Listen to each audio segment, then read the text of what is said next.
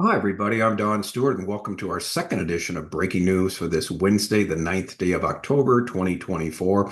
And as always, we have a number of important stories in the news, so let's get right to them. Benjamin Netanyahu and Joe Biden did have a 50-minute conversation joined by Kamala Harris. There was no specific report of the content, but an Israeli report said it was a positive atmosphere, and that's good to hear. Netanyahu also received a call from Donald Trump to express his support for Israel against Hezbollah. At the United Nations, the UN Ambassador to Israel, Danon, says Hezbollah calls for ceasefire while murdering Israeli civilians. And this is sadly one of the stories today we're going to get to.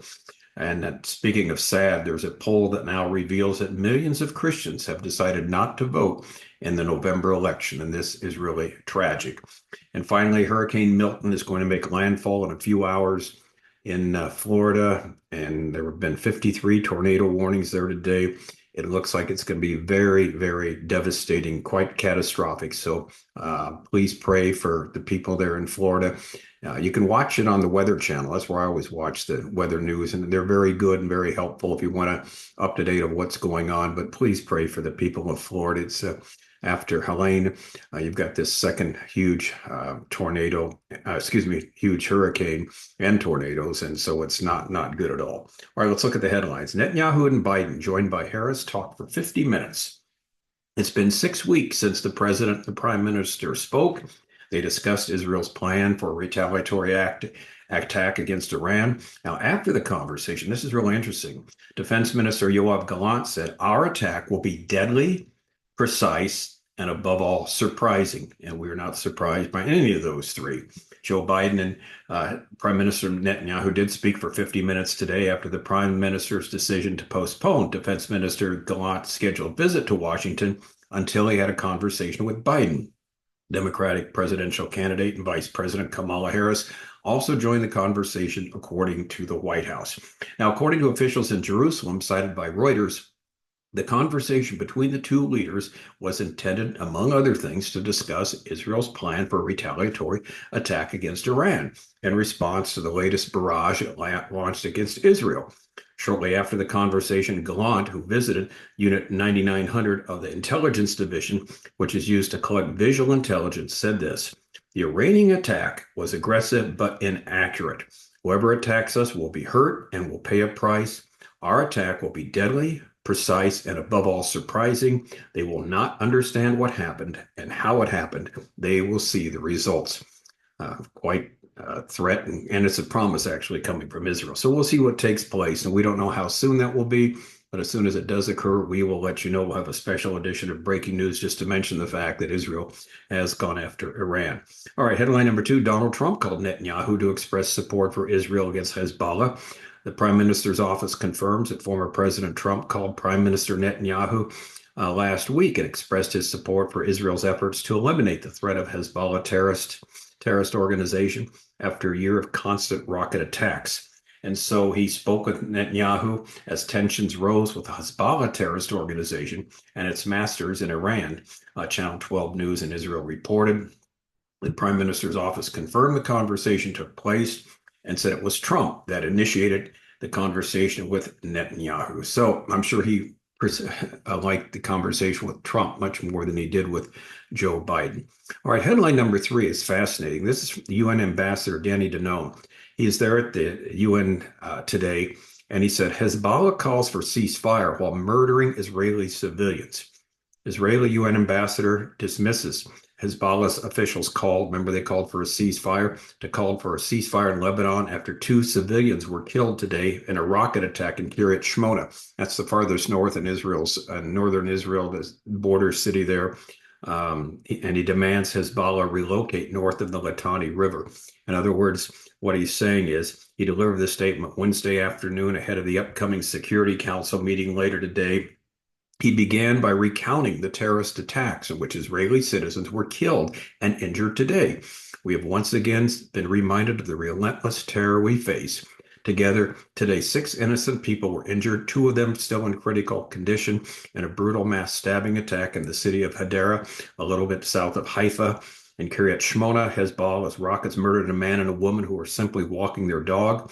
Yet, even as Hezbollah continues their murderous campaign, senior Hezbollah officials have the audacity that Israel cease fire. And he said, "Let me be clear about that.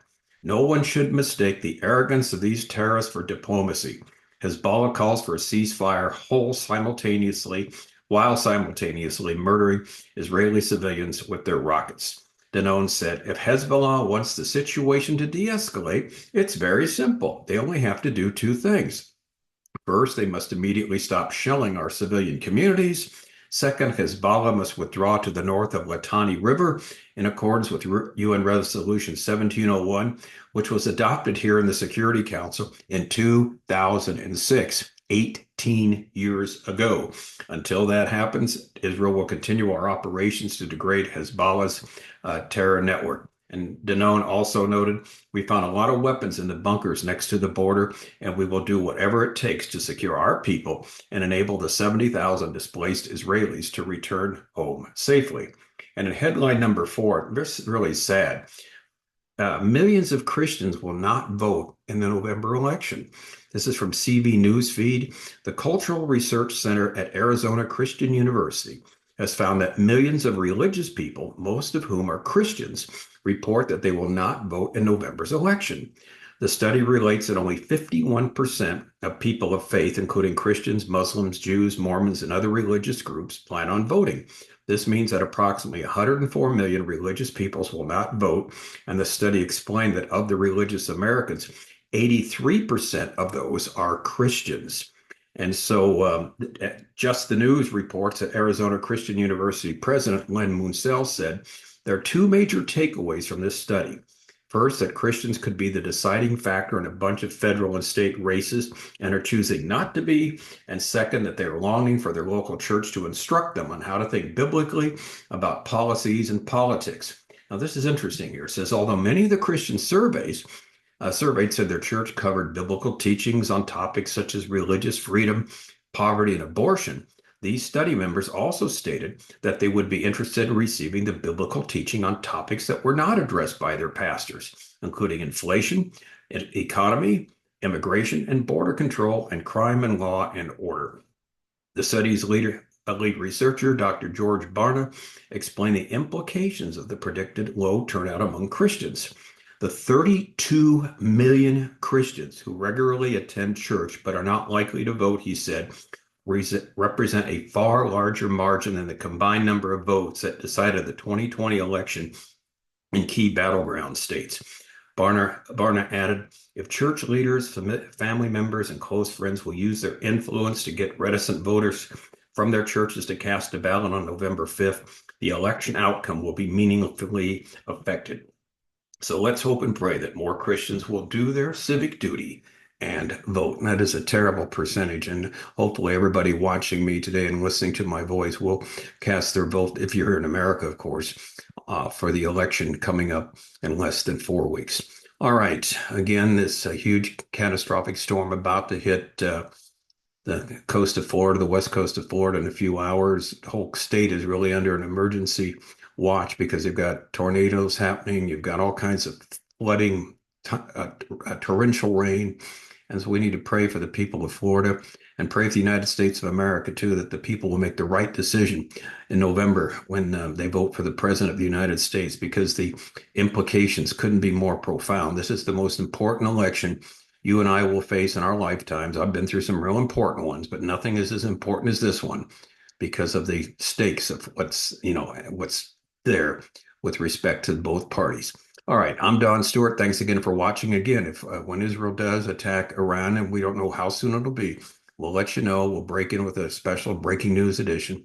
And in the meantime, just continue to pray for that situation, pray for Florida, and just pray God's will be done on all these things we've talked about. All right, until next time, as always, may the Lord richly, richly bless.